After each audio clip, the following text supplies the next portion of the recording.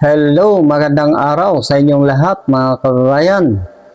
Narito na naman ako muli upang pag-usapan ang isang maiksing verse patungkol sa ating Panginoong Hesukristo. Ngunit bago ko babasahin ang isang maiksing verse na ito, mayroon lang akong isang maiksing katanungan para sa inyong lahat na nakapanood sa video na ito.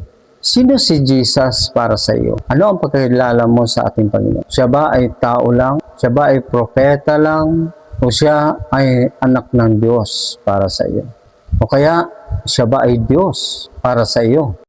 Usapang Biblia, dito lang sa The Truth Will Set You Free.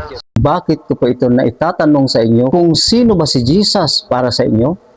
Dahil ayon sa aking nalalaman mga kababayan, napakahalaga pala na malaman natin o makilala natin kung sino talaga si Jesus. Gaya ng minsana si Jesus at ang kanyang mga alagad ay nasa bayan ng Cesarea, si Jesus ay nagtanong sa kanyang mga alagad. Sabi niya sa aklat ng Mateo chapter 16 sa verse 13, nang dumating si Jesus sa bayan ng Cesarea ng Filipos, tinanong niya ang kanyang mga alagad, ano ang sinasabi ng mga tao tungkol sa anak ng tao? Sa verse 14, at sumagot sila, ang sabi po ng ilan, kayo po si Juan na tagapagbautismo. Sabi naman po ng iba, kayo po si Elias. At may nagsasabi pong kayo si Jeremias o isa sa mga propeta. Yun ang sagot sa mga katanungan ni Jesus kung sino daw siya ayon sa paningin ng mga tao, ayon sa pagkakilala ng mga tao sa kanya. At muling nagtanong si Jesus sa kanyang mga alagad ng ganitong katanungan. Tinanong ulit sila ni Jesus, ngunit para sa inyo, sino ako? Ito ang isa sa katanungan ni Jesus sa mga taong sumusunod sa kanya, especially sa kanyang mga alagad. Sa verse 16, isa sa mga alagad ni Jesus ang sumagot sa kanya.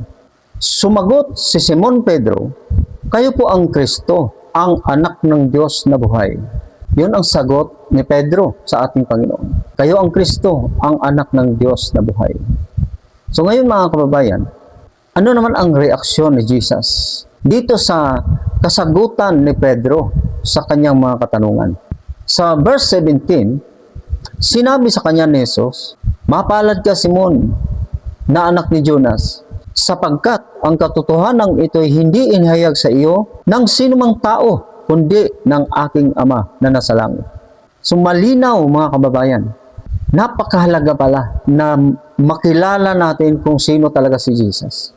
Napakahalaga pala nito. Ang mayroon tayong tunay na pagkakakilala sa ating Panginoong Hesukristo kung sino talaga siya. At ang isa sa sumagot sa mga katanungan ni Jesus kung sino siya ay si Pedro. At sinabi ng Panginoon kay Pedro,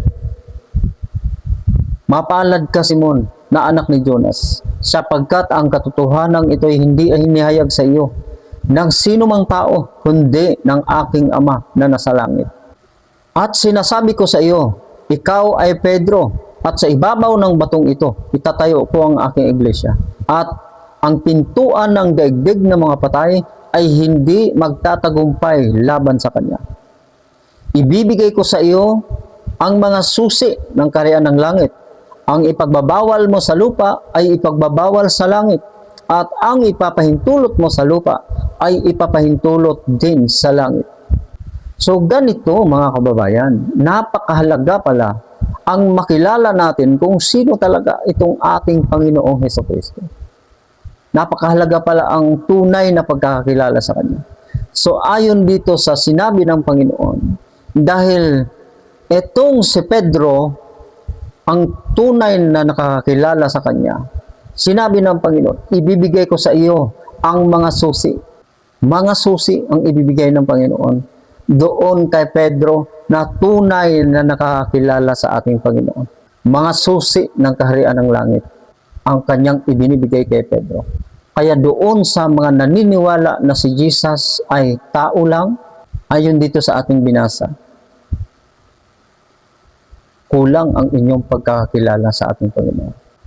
At para naman doon sa mga naniniwala na si Jesus ay propeta lang, kulang ang inyong pagkakakilala sa ating Panginoon.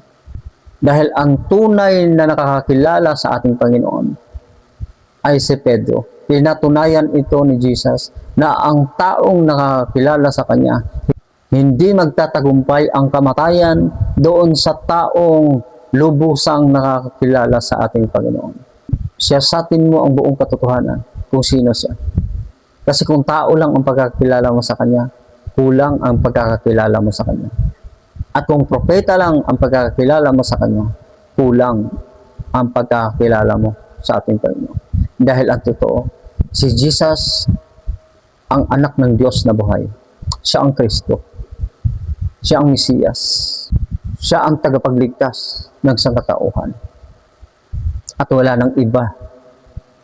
Wala nang ibang sinugo ang Diyos Ama na magligtas sa sangkatauhan, kundi si Jesus lang. At siya rin ang nagbibigay ng mga susi sa kaharian ng langit. At wala nang iba. Hindi si Muhammad o sino pa mang pinaniniwalaan ng iba na makapagliligtas sa kanila. Walang ibang tagapagligtas, kundi si Jesus lang. At para naman doon sa mga taong hindi pa nakakilala sa ating Panginoon, lumapit na kayo sa Panginoon. Dahil malapit na siyang dumating. Ililigtas niya tayo. Aalisin niya tayo sa sanlibutan na ito. Siya ang ating tagapagligtas. Maraming salamat mga kababayan sa panonood po ninyo sa video na ito. Naway pagpalain po kayo ng Diyos.